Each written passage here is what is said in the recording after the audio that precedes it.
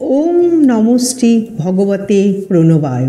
ভারত সেবাশ্রম সঙ্গের প্রাণ প্রতিষ্ঠাতা ভগবান আচার্য শ্রীমৎ স্বামী প্রণবানন্দজি মহারাজ, তারই সঙ্গে রাষ্ট্রিত সঙ্গ সন্তান স্বামী বিশ্বপ্রেমানন্দজি মহারাজ, সঙ্গের আরেক নক্ষত্র।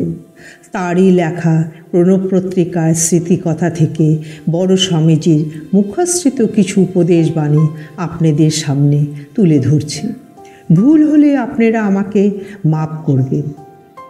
শ্রী শ্রী দুর্গা পূজার পর তিনি বাঁকুড়া আশ্রমে এসেছেন কিছুদিন বিশ্রামের জন্য, মানে বড় স্বামীজি মহারাজ।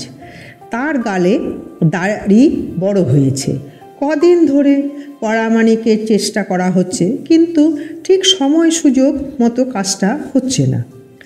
আজ সকালবেলা তিনি খুব গম্ভীর হয়ে জনৈক সেবককে ভর্ৎসনা করে বললেন, সংকল্প করে এ কাজটা করা যাচ্ছে না।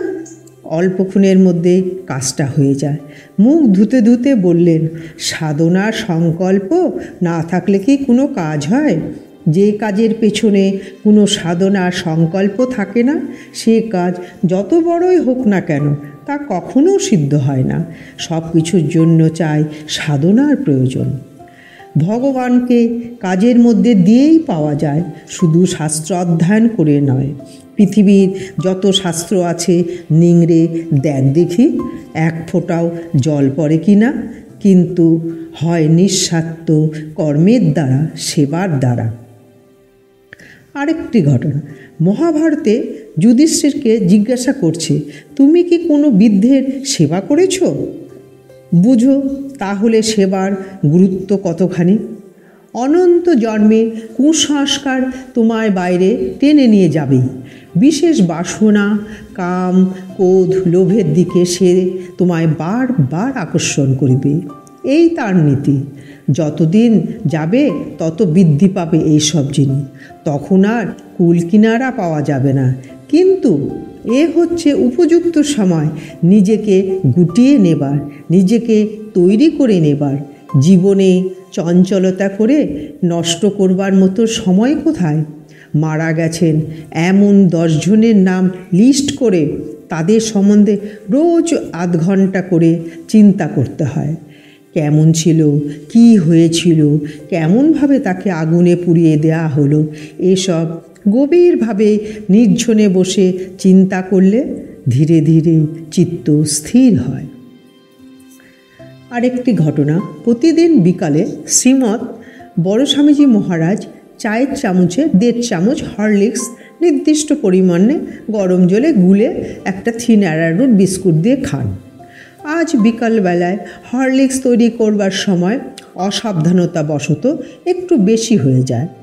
তার সাথে বিস্কুট দিতে গেলে তিনি বললেন, তা কেন খাবো? হরলিক্স যখন বেশি হয়ে গেছে আর তো বিস্কুট খাওয়া যাবে না। আমি জিতেন্দ্রীয়, আমি নির্লভ, আমি সংযমী।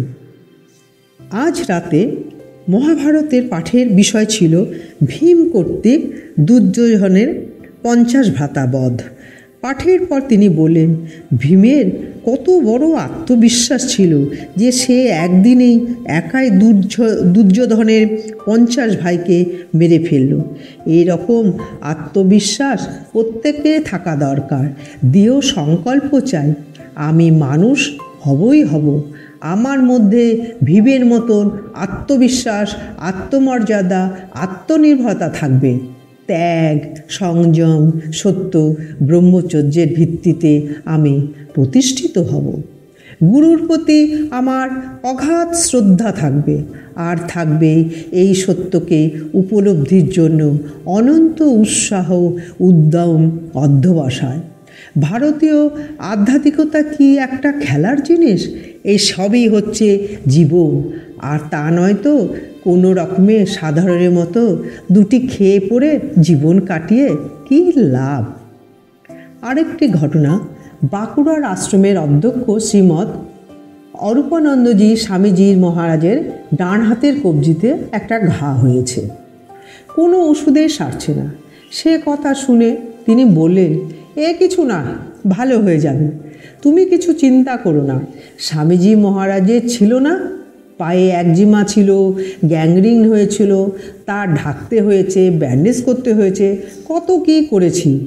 কত রকমের যে ব্যাধি রয়েছে শরীরের, এ তো রহস্য। এই রহস্য যে উপলব্ধি করতে পারবে তার কাজ হয়ে গেল। ওম তৎসৎ। ওং গুরু কৃপা হি কেবলম, ওং গুরু কৃপা হি কেবলম, ওং গুরু কৃপা হি কেবলম।